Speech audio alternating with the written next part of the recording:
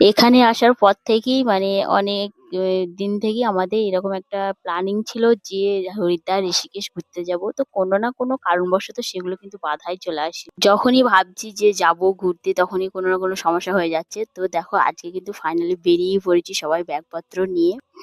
আর যেহেতু হঠাৎ করে প্ল্যানিংটা হয়ে গেছে তো সেই হিসেবে ওই কাছে হাতের কাছে যে সমস্ত ২-৪ টে জিনিস কাপড় পেয়েছি মানে জিনিসপত্র পেয়েছি সেগুলোই নেওয়া হয়েছে। তো ২ টো পিঠ ব্যাগ নেওয়া হয়েছে। আর আমার কাছে একটা ব্যাগ আছে সেটা হচ্ছে খাবারের ব্যাগ। ওটার উপর জন্য খাবার নেওয়া হয়েছে।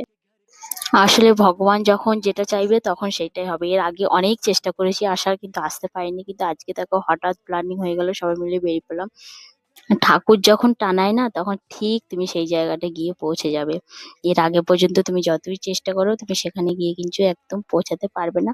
তো ফাইনালি দেখো আমরা টোটোতে বসে পড়েছি আর এখন যাচ্ছি রাম সেতু আর জানকী সেতু। ওটা যেহেতু দুটো কাছাকাছি তো প্রথমে আমরা ওখানেই যাব।